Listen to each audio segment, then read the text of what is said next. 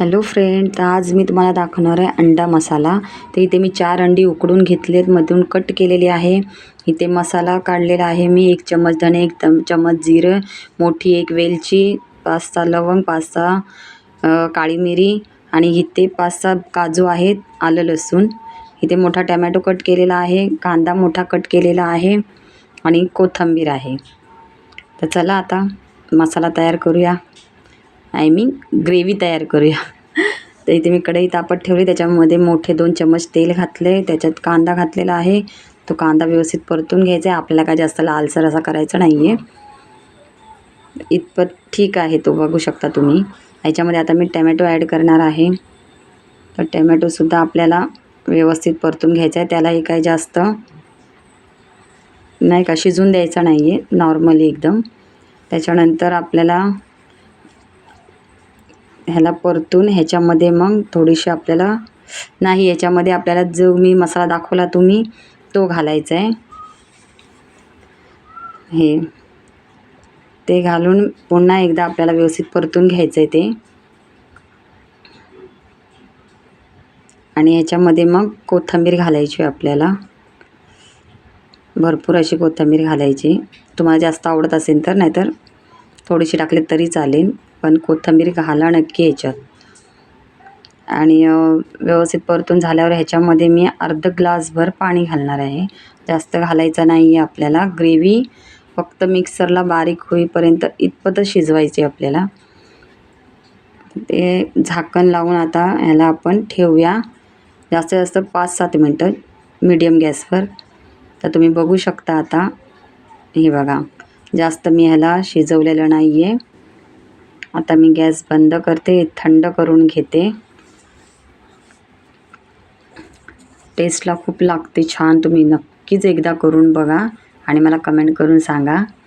तर आता हे थंड झालेलं आहे, मी मिक्सरमधून काढते. ह्याच्यामध्ये आपल्याला लाल तिखट घालायचं 1 चम्मच आणि मग आपल्याला हे मिक्सरमधून काढून घ्यायचं आहे. अशी पेस्ट करून घ्यायची. तुम्हाला दाखवते. हे बघा, ह्याचा कलर बघा. कलरवरनं तुम्हाला समजलं असेल, खूप छान अशी मस्त ग्रेव्ही होणार आहे. तर इतपत आपल्याला करायचं आहे बारीक. आता मी त्याच कढईमध्ये तेल तापत ठेवणार आहे 2 मोठे चम्मच आणि त्याच्यामध्ये अंडं मी फ्राय करून घेणार आहे. अंडं ना व्यवस्थित याच्यात पडलं नाही. आता व्यवस्थित सर्व एकत्रच आपल्याला असेच टाकायचे आहेत अंडी उलटी. कारण की ना तर असं नाही का आपल्याला त्या साईडने वर केलं ना की मग ते अंडी फुटतात आणि अंगावर उडायची शक्यता असते. म्हणून ते पलटी करूनच टाका तुम्ही. आणि ह्याच्यामध्ये मी थोडंसं पाव चम्मच मीठ, पाव चम्मच हळद आणि पाव चम्मच तिखट टाकून व्यवस्थित हलवून घेतलेलं आहे. तुम्ही बघू शकता, त्याला तेल टाकलं आहे म्हणून ते कसं फेस वर आलेलं आहे.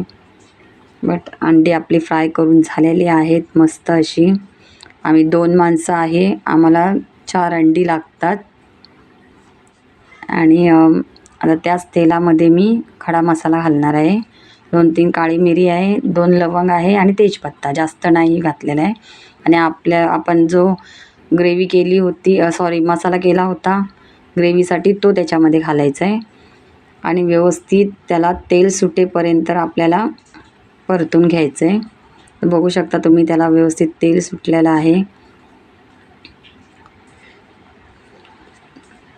वास तर इतका छान येतोय ना, मस्तच. ह्याच्यामध्ये आपण आता हे मसाले जे मी काढले होते, अर्धा चम्मच मीठ, हळद, तिखट आणि धनापूड, हे त्याच्यात टाकून व्यवस्थित परतून घ्यायचं. ह्यालासुद्धा तेल सुटेपर्यंतच परतायचं आहे आपल्याला. झटपट होणारी रेसिपी आहे, काही टेन्शन नाही. ह्याच्यात मी खायचे स्पून असतात ना, ते 4 चम्मच दही टाकलेली आहे. तुमच्या घरात माणसं जास्त असतील तर तुम्ही जास्तही टाकू शकता. मी 2 माणसांची ग्रेव्ही केलेली आहे म्हणून मी 4 चम्मच दही घातलं आहे. बघू शकता तुम्ही, टेक्स्चर किती भारी आलं आहे. खायलासुद्धा याच्यापेक्षा सुंदर लागतं. आता याला झाकण ठेवू आपण आणि 2 मिनिटांनी पुन्हा याला बघायचं. तर तुम्ही बघू शकता साईडने त्याला तेल छान सुटलेलं आहे. वॉव, इतका छान वास पण यायला लागलेला आहे त्याचा.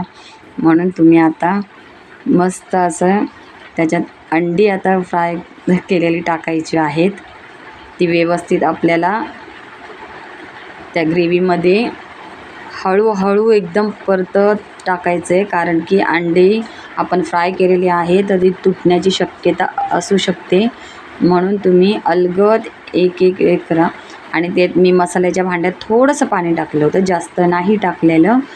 कमसे कम अर्ध्या ग्लासवरनं पण थोडंसं कमी होतं, कारण की मला फक्त 2 माणसांपुरतीच ग्रेव्ही करायची होती आणि जास्त पातळ खाणार नाहीत. म्हणून मी त्यांना जास्त पातळ आवडत नाही म्हणून नॉर्मल पाणी घातलेलं आहे. तुमच्यावर डिपेंड आहे तुम्हाला किती पातळ लागतं किती नाही. तर पुन्हा 2 मिनिटांनी आपण ह्याला बघतोय. आता बघा तुम्ही किती सुंदर दिसण्यातच एवढे सुंदर आहे, तर खाऊन तर त्याच्यापेक्षा छान आहे.